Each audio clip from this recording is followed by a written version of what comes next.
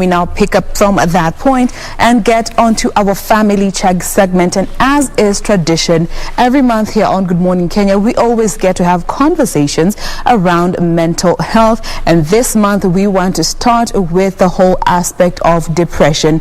In as much as we have had this conversation before, depression is becoming a reality for so many people. And the sad part is so many people are going through depression and diagnosed and without getting the proper treatment or assistance that is necessary to help them journey through depression. And consequently, we see so many people wind up in a place where they are not able to pull themselves out from, and in worst case scenarios, some even committing suicide. That is what we want to talk about today. And again, if you know somebody or you are going through depression and you have any concerns that you would like addressed by a professional, we are offering you this platform to share with us your questions or comments or just clarifications if you need them in regards to this conversation. Now, to help us with this discussion this morning, we have with us Dr. Beatrice Maingi, who is a counseling psychologist as well as the founder of Nobility Restoration Center. Good morning, Dr. Good morning, Amboy. Thank you for always making time to be with us here on Good Morning Kenya. Now, just to start with your personal view on depression and the fact that it has been on a constant rise in the recent past, what do you make of this, all of this?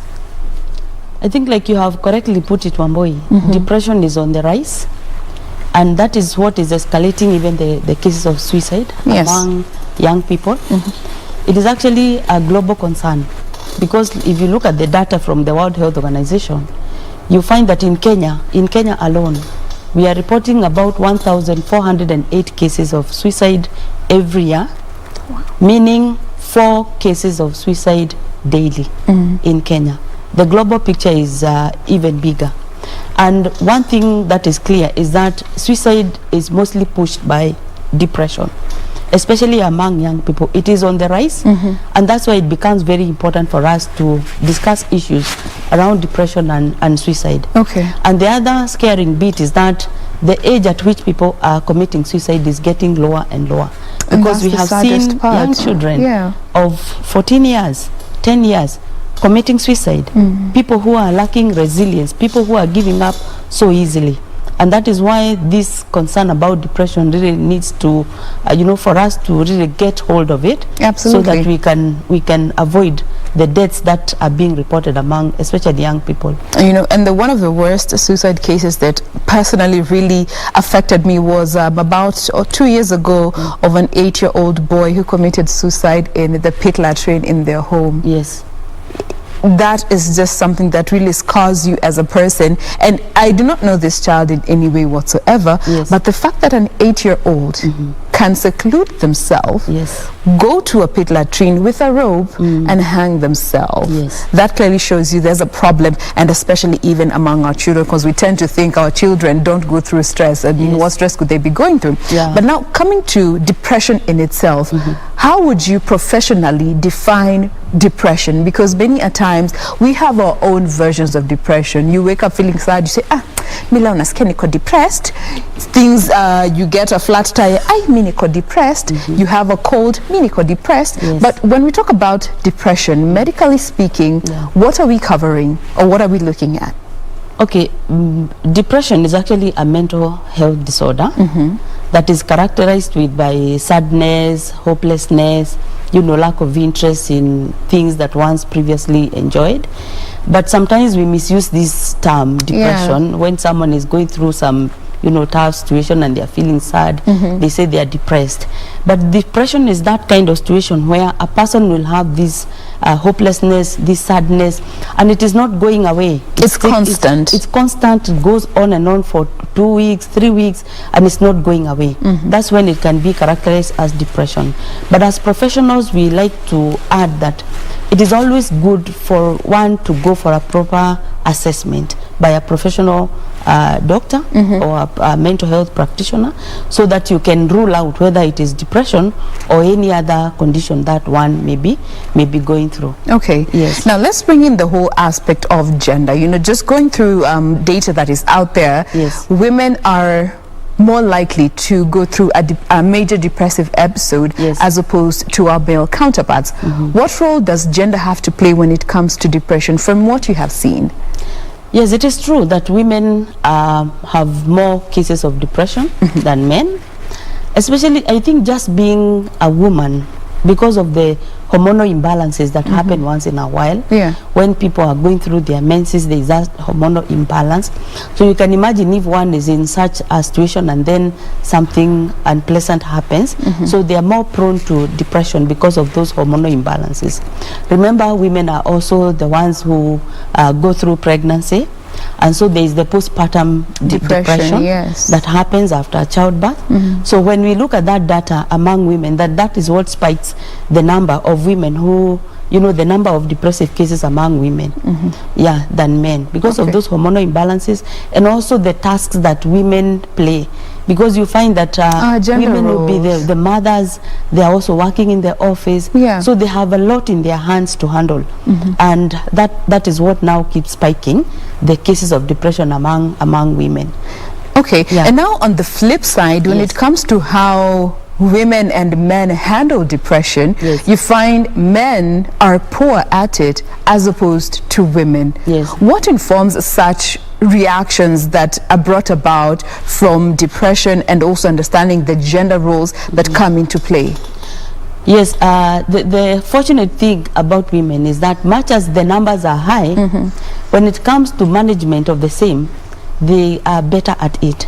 Because as opposed to men. Because women speak out when they are not, when things are not going okay. Yes. They will call a friend. Women are also involved in social support groups where they have opportunities to, to share with friends. Remember also, when you go to church, you find that the number of people in churches, women are more. And so even that idea of believing in a higher power, it relieves one of, the stress. Yes. So that's why the number of women with depression will be high, but they manage it better. And even when you look at the issues of suicide, you find that the people who commit suicide more are men. Because, men will think that maybe sharing their issues with others is a sign of weakness. So they hold in, and when it comes to, the breaking point, you find that some of them end up committing suicide. All right. Now let's come to the whole aspect of age. From data that is out there still, they have categorized persons between the age of 45 to 65 as the ones that are most vulnerable to go through depression. But recent times, from what we are seeing, this age group is going much lower and lower and lower, and the younger people are the ones that are mostly affected by depression. Number one, looking at the first age group, 45 to 65, what are some of those environmental or factors that you would say could trigger depression in that age gap, and why are we seeing a phenomenon where this age gap is slowly moving lower and lower to the younger category? Yes. There's a psychologist called Erik Erikson who talks about the developmental stages of human beings. Yes. And he says that when we are at the age of 45 to 65, he calls this the age of generativity. This is when most people are settling in their career. This is when most people will be at the peak of their career. They'll have settled in their families. And so he talks about either generativity or stagnation. Yes. Because there are those who will be doing well in their career, they'll be doing well in their family, and then there will be those who have still not found their grounding. Yet to figure things out in their career. Maybe they have not even found their grounding in their family, and they are looking around and comparing themselves with their peers, and they feel that their life has stagnated. And that is the group that is bound to experience depressive episodes, because of feeling like they have stagnated, and they look at the life ahead and they are wondering, do I really have enough time to correct what may be wrong and maybe build my career? Yes. So that is what now makes people in that age group, those who feel that they have stagnated, that's what makes them get into depressive episodes. But today we find that the age is lowering because of the influx of information, whereby you find young people are accessing information that they should not be accessing, that is not age appropriate. So you find that they are dealing with issues that are not, that don't belong to their age. They have more stresses, there is a lot of competition. you know, in the media, they are looking around at what people are doing, and then they feel like they have been left behind. You know, the young people, they feel that, no, this is my age group, but I feel like I don't belong. Other people seem to be doing so well, without actually knowing that some of the things that people post on those Facebook and all that may not be true. Yeah, and so most of the time they're not. Most of the times they are not. Then there is also the issues of cyberbullying. There is also the issues of isolation. When you look at the issue of, you know, the pandemic, the COVID, where children are at home more, so they are watching a lot of TV, they are on their phone, and and parents may not have a lot of control about the information that they are accessing. So some of the information is not age appropriate. So we find that children are entering into ages where they don't belong because of the information that they are accessing. And some of these things that they watch on TV and other forums, they actually, some of them even encourage issues of suicide. They teach them things that, you know, you would not expect such children to be exposed to. So that is what now is bringing down the age of depression and suicide among young people. And that's why we are urging parents, it is important to give children the right information from very early, so that even when this wrong information is coming from wherever, parents may not have control, but do the children know what is right? Because when they know what is right, then they'll be able to weigh it against what they already know. They will have a point of reference, and that is what you as a parent have offered. Yes. All right. Now let's look at the triggers, because depression does not just come from anywhere. And let's start with genetics and what role it has to play in line with depression. Does family history contribute to an individual being predisposed to a depressive episode? Yes, exactly. Actually, up to around 40%. Genetics, we can inherit depressive predisposition from the family of origin. Genetics, because there are issues of chemical imbalances in the body. That is something that a child can inherit from the parents. And so every time we get a person who has depressive episodes, we want to run the family history and find out, is there someone else in your family who may be going through the same? Because you will find that most people who have depression are coming from a family where they are already predisposed. And we know that it is not always that when someone comes from such a family that they have to suffer depression. Because when we are aware from early, then we can actually delay the onset of the same by, you know, putting in place structures that will push away incidents that may trigger depression. So it is true. Genetics play a huge role. And sometimes it's beyond our control. That's when you as the professional come in to assist. Now that brings me to the whole aspect of childhood trauma. Now I have seen this on the socials where people are coming out to say, raise your hand if you were taught to not bring out your issues as you were a child. Then guys are telling them, yo, you're too loud. Punguza volume. Raise your hand. No, you're too loud. Just to show you the fact that so many people were taught to suppress their emotions and their concerns and their distresses as children. And when they're grown up, they see something that triggers something in them, an open wound of sorts, and consequently leading to depression. Is this something that you can say as a psychologist has grounds to it? Yes, exactly. And I go back to Erik Erikson again.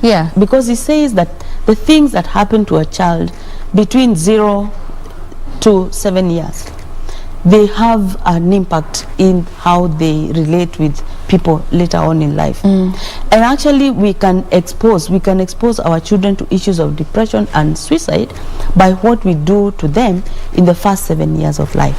Because this is when most children experience a lot of abuse, especially when children are being toilet trained. There's a lot of abuse either from the parent or the caregivers mostly. And this is when most children will be told, look at you, you are dirty, get out. There will be a lot of abuse. And you see a child is innocent and they're asking, am I okay? Is it okay for me to be the way I am? And you know, the child is looking around at their elder brothers and sisters, and they look so composed, they look so clean. They wonder, why am I so dirty? Why can't I stay clean?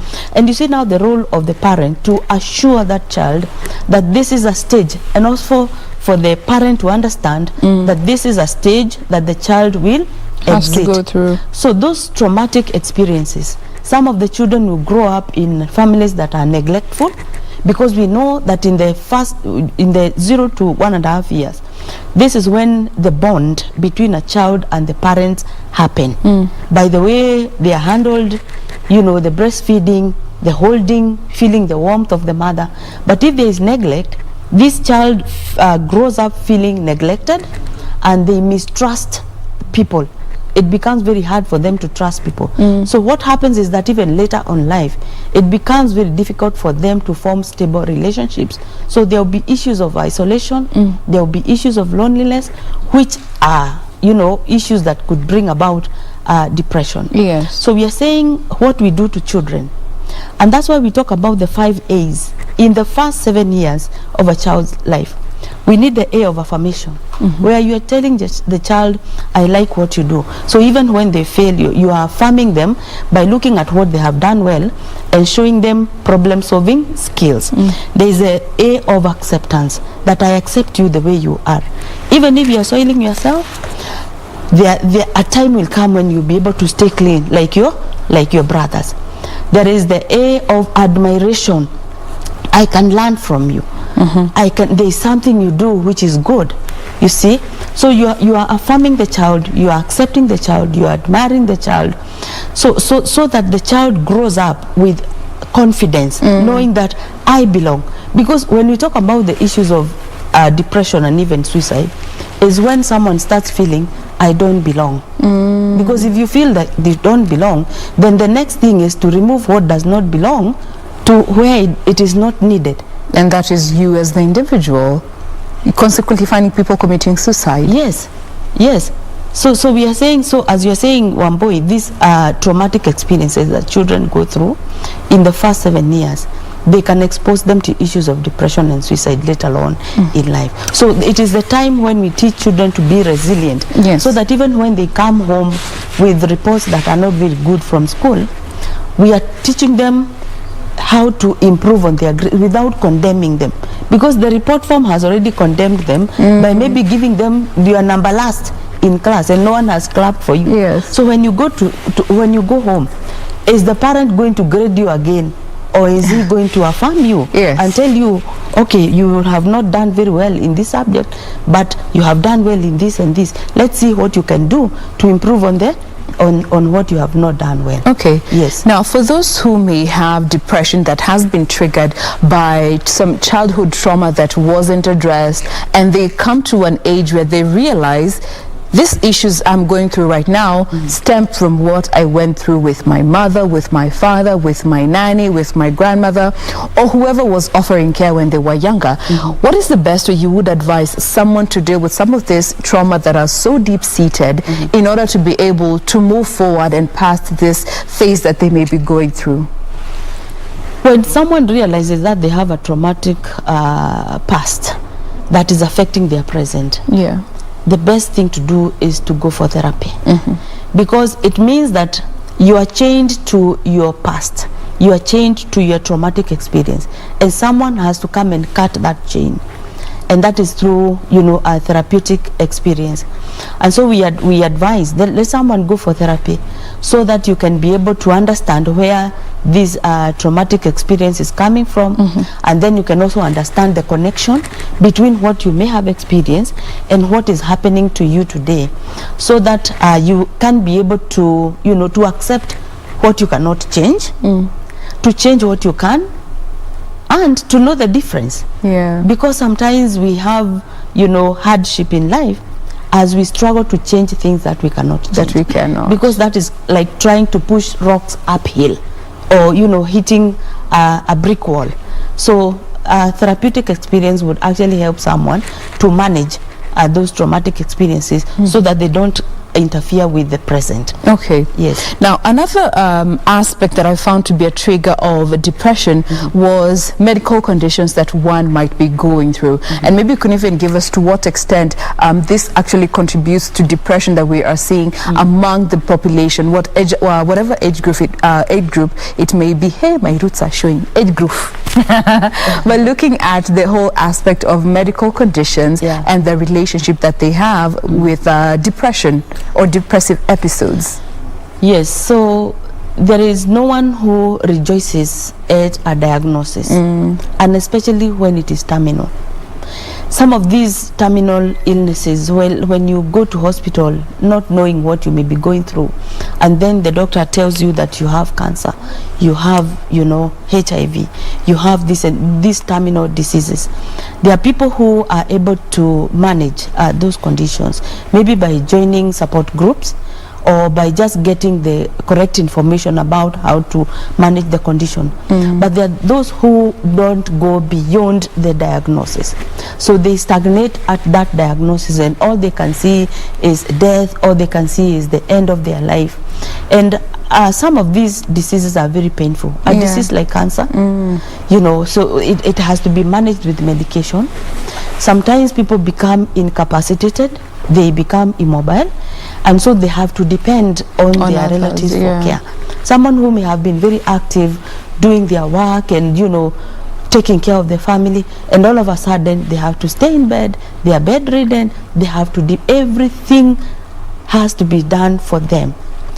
It is very difficult to separate that person from a depressive episode. A lot of work has to be done. Keep talking to them, support, link them to support groups, ensure that they are supported well, so that, because again, if they add depression to the condition that is already existing, then they may bring their end nearer. Okay. Yes. Now, as we close this conversation, and the other aspect, maybe in brief, is all about the treatment options that are available for depression that you would medically or professionally, so speaking, encourage our viewers or anyone who might be going through a depressive episode to look or venture into. What are those treatment options that you, professionally speaking, can recommend? Very briefly. Okay, I may not recommend one that fits all. Yes, options. Options, because when someone is going through depression, especially when the family has been able to see those early warning signs and they get professional help, the medical professional would be able to advise. Some of them may be put through antidepressants. Most of them, especially when it has major depressive episode, they'll be put on medication, which they have to take at least for 6 months straight, and then the doctor, after observation, may decide either to wean them off the medication or reduce or change. It's after review. And then there is the psychotherapy, because even the people who are admitted in mental health facilities, after the doctor has prescribed the medication, there is a lot of work that still has to be done with this person. That is psychotherapy, where there is counseling, where there is social support and all that. So there will be the medication and the psychotherapy, and mostly the psychotherapists will decide the management strategy that they want to use. Most of them will use what we use, cognitive behavioral therapy. Cognitive behavioral therapy talks about problems that come because of our thought processes. Because most of people who have done research on depression, they say that the one common thing among people who are depressed is negative thoughts. People who say, I will never make it, I don't matter, I am the worst. They don't see any positive thing in anything that they do themselves. And in psychology we call this illogical thinking. Because like when you say nobody loves me, then the challenge is, are you known by everybody? Then if you're not known by everybody, then that statement is wrong. Because those who don't know you, you don't know how they would respond to you. So when we give these blanket statements that I will never make it, then you are asking, how many things have you tried? So CBT now helps people to kind of untwist the illogical thinking, so that they can be people who are reflective. Before they jump into conclusions, they can say, maybe I should try this, maybe I should do this, before they give up. Now I'm told we are completely out of time, but again, this I always repeat, these are not conversations that we can exhaust in this one sitting, and we always welcome you to be part of this, and we'll be sure to continue with more of these conversations around mental health. I know this past weekend there was an incident that happened. So many people, if you're on the socials, caught wind of it, and also understanding our role as media and opinion shapers, what we have to, the power that we have when it comes to shaping opinion around some of these mental health conversations. But for now, we put a pause at that particular point. We have been speaking with Dr. Beatrice Maingi. She is a counseling psychologist as well as the founder of Nobility Restoration Center. Thank you so much for making time to be with us today. Thank you. All right, that wraps up Good Morning Kenya. Be sure to join us the day after tomorrow, given tomorrow is a holiday, for another fantastic edition of Good Morning Kenya. On behalf of the Good Morning Kenya crew, we wish you a lovely day. Do enjoy the rest of your viewing. I am Jane Wamboi.